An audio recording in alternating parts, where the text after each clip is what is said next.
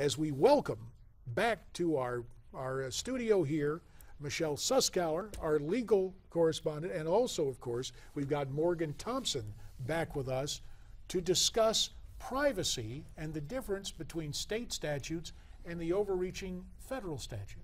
Right. Everybody is talking about this. I think social media has blown up completely over this Sterling case. And what's interesting about it is that California law and federal law is different here. So just as you said, California law requires both parties. It's a two-party state. A few states have this. Both parties have to be aware and have to give consent to have the conversation recorded. Federal law, it's just one party. So it could be the person who's making the recording. So that's very different. And it's a question as to whether or not Sterling knew or gave his consent to be recorded. So actually, his girlfriend could potentially be facing both civil and criminal liability as a result. Well, I know it's only a matter of speculation, but when you listen to this tape and you hear the woman with different comments, that it just sounds to me, as someone who's worked in broadcasting, it's almost like, let me make these statements and Donald, you respond to this stilted language. I'm not forgiving Sterling, but you understand the dynamic a leading question. Of the way that's set up. It's a setup. I mean, it sounds to me like a setup. I mean, that's what you're saying. It sounds like a setup. Again, we're not excusing the language. We're not excusing the comments, certainly not. But it truly does sound like a setup, which would then really play into the fact that he did not give his consent to be taped. Again, how is that going to affect him later on in terms of penalties that he's facing? Again, we can discuss that another time.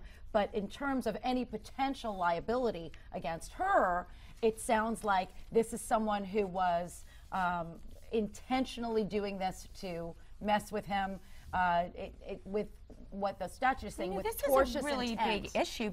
This recently happened with John Kerry, his comments about Israel and the two-party state. So this current scandal is really bringing it to light, but this is an ongoing thing. And I wanted to mention the technology is increasing so rapidly. The law really can't keep up with it. So how does the law keep up with the rapidly changing technology? And it's kind of a catch-up game. Well, just in terms of the two-party state versus federal, it's if we're having a phone conversation, Morgan and I, we're having a telephone conversation, and it is just between us. I have a reasonable expectation of privacy that you're not going to be taping this. I don't believe we're taping this. We're talking privately. We're talking individually, as opposed to maybe in a dressing room where we're having a conversation. Could someone be listening? Potentially. We may not think it, but someone could be listening. We don't have a reasonable expectation of privacy. So it's public places versus private. And it may not necessarily be, where John Kerry is standing and giving a speech, where certainly he doesn't have, although he may not be saying, hey, listen, go ahead and tape me, he certainly doesn't have a reasonable expectation of privacy. There could be somebody, listen, every phone is equipped to video, to take pictures, and to audio record. But it would seem, Michelle, that it'd be pretty cut and dry. If this recording was obtained illegally, that Donald Sterling would say, I didn't give permission to be recorded, so do what you got to do. Right? Right. So at this point, at this stage of the game, we have to maybe assume that the recording was obtained in a legal manner, right? I think a lot more is going to come out. So listen, Donald Sterling is an incredibly litigious individual. Okay, this is going to be litigated to the umpth degree in terms of and whether or not he wants to quote unquote get her and try to persuade the authorities to file any sort of charges against her, but certainly he can sue her civilly. Depends on what she has and whether it's worth it. In the Daryl Erman case, basically what you were saying happened in some instances where he left his phone while it was recording, so nobody knew it was recording, and he wasn't necessarily even in the room on some instances. He just forgot his phone and let it record while he wasn't there. And if he wasn't there and he is not a party to the conversation, that's completely different, because again, federally, and then in some states where it's a one-party state, you have to be, the person who's recording has to be one of the parties to the conversation. Clearly, if he left the room, he wasn't. So it's not legal in any instance? I wouldn't think so, no. Okay. Well, it's interesting to hear you say it's going to go to the umpth degree as opposed to the nth degree, which means there's a lot of oomph on it. Well, but it is symptomatic of what we've seen so often in press coverage, the notion of gotcha. Everybody's out to play gotcha, and it is going to be interesting to see that with emerging technologies, our state legislature is going to get involved.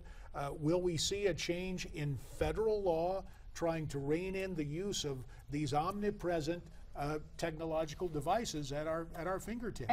And the Supreme Court, as you had mentioned, just had a case that had oral argument. We're all following it. Certainly as a criminal defense lawyer, I'm following it as to whether or not, and there is a difference, there is a circuit split as to whether or not law enforcement without a warrant can search your cell phone and everything that goes along with a cell phone, the searches that you've made, the data that's on it, photographs, videos, audio recordings, certainly.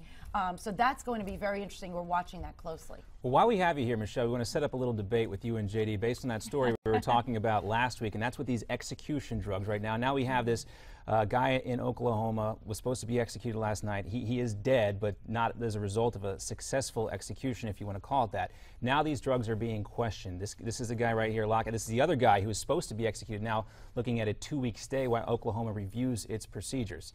What's your reaction now? The Obama administration saying that execution was not humane. Are we setting ourselves up for a real problem here? Absolutely we are, and we discussed that, and I know that we have a difference of opinion, but what we have here in terms of the problem is that one of the 3 parts of the lethal cocktail, which is the anesthetic, has not been available since 2011. And because the European Union has banned it, we haven't gotten it. And so what the states are doing is they're coming up with their own brand of lethal cocktail. Clearly, in this case, this is something that is completely expected. Disgusted, but I'm not shocked at all because these are things that are not tested. The three drugs that were part of this quote-unquote lethal cocktail have been tested. Our federal system, there are different methods being utilized. Right. And I was pointing out historically, for a long time, 18 of our states maintained death by hanging as a form of capital punishment. Utah, still on Utah's books, utilizes a firing squad. That's the right. question becomes, again, with the illusion that technology or that a lethal drug cocktail is more humane, with the horrible incident last night, the question becomes, in terms of cruel and unusual punishment,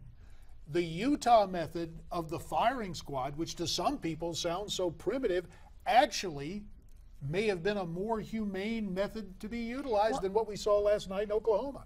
And again, we're talking about is the death penalty humane? And we're very different in our opinions, but again, that is ruled constitutional. Certainly, what happened last night is a very big problem. It's a big red flag as to whether or not that is a violation of the 8th Amendment, cruel and unusual. So what we're going to see now, what we're seeing in Oklahoma is a moratorium, or at least a delay of the next execution. We may see permanent bans on the death penalty or switches going through the legislature to different types of use of different methods, the electric chair or the firing squad or even hanging. Now, if there's, does a family member of the executed guy have a legal case, a civil case now against the state? That's such an interesting question. I don't know whether or not they do or not, but what they did was they pulled down the blinds